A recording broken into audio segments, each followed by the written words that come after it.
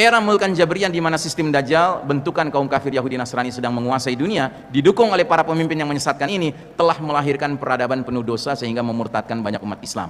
Dan kegelapan yang kita alami sekarang berawal dari kegelapan yang sifatnya maknawi, namun dengan berjalannya waktu dia akan semakin pekat sampai Allah Ta'ala mentakdirkan datangnya kegelapan yang fisik. Apa itu? Peristiwa Ad-Dukhan. Ad-Dukhan dikatakan oleh Allah dalam surat Ad-Dukhan di ayat ke-11-nya, yaghshan nas, meliputi semua manusia, wa hadza adzabun alim, ini azab yang pedih ya. Tapi alhamdulillah dalam hadis kata Nabi, azab ini cerdas. Ad-Dukhan membuat orang beriman seperti kena flu, sedangkan Ad-Dukhan membuat orang kafir membengkak tubuhnya sampai keluar cairan dari kedua telinganya.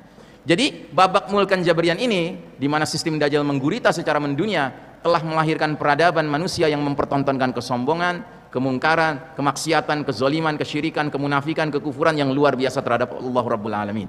Ketika Allah menilai bahwa peradaban ini sudah melampaui batas tokoh, maka Allah pasti mendatangkan azab yang berskala dunia. Ya, bayangkan saja, dulu di zaman Nabi Lut alaihissalam, LGBT dipraktekkan di 7 kota, semuanya di satu negeri, namanya Sodom.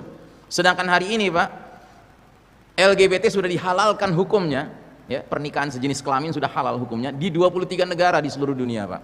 23 negara. Orang-orang kafir membuat tipu daya sistem Dajjal ini, tetapi Allah akan balas tipu daya mereka dengan mendatangkan dukhan dengan segala perangkat-perangkatnya. Jadi badai fitnah dukhan dan fenomena alam lainnya ternyata justru membawa kepada kondisi yang mengisyaratkan bahwa Allah Ta'ala akan segera menggilir kembali kepemimpinan dunia kepada kaum beriman sesudah kaum kafir berjaya namun memanfaatkannya untuk menebar kegelapan dan kezaliman. Jadi ayat ini akan berlaku lagi. Melihat kelakuan umat manusia yang makin hari makin layak diazab, kelihatannya datangnya dukhan nggak lama lagi Pak.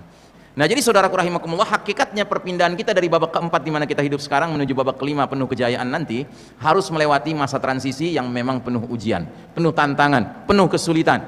Akan ada hantaman keras dari langit, akan ada azab dukhan, akan ada pembenaman bumi di timur di barat, akan ada peperangan-peperangan dipimpin Al-Mahdi, akan ada yang namanya kita menghadapi Dajjal, bahkan menghadapi Ya'juj wa Ma'juj. Dan ini semua kaedahnya adalah inna ma'al usri yusron, sesungguhnya bersama kesulitan ada kemudahan. Ada satu yang saya lupa sebut, akan terjadi shutdown of modern technology. Nah, ini penting saya garis bawahi, karena apa? Karena sebagian besar kita sudah terlalu nyaman dengan teknologi canggih, padahal justru teknologi canggih inilah andalan utama sistem Dajjal ini. Kalau dia hancur Pak, teknologi canggih, dia tidak bisa berlaku di mana-mana sama sekali, dan itu menguntungkan bagi kita, kata Syekh Mubayyad. Kenapa? Karena tiba-tiba barat kafir yang tadinya merasa digdaya dengan teknologi canggih, dengan kita kaum muslimin menjadi setara. Tadinya mereka di atas kita, mereka bisa menzolimi kita dengan kecanggihan teknologi. Nanti kalau sudah nggak ada teknologi Pak, kita jadi setara.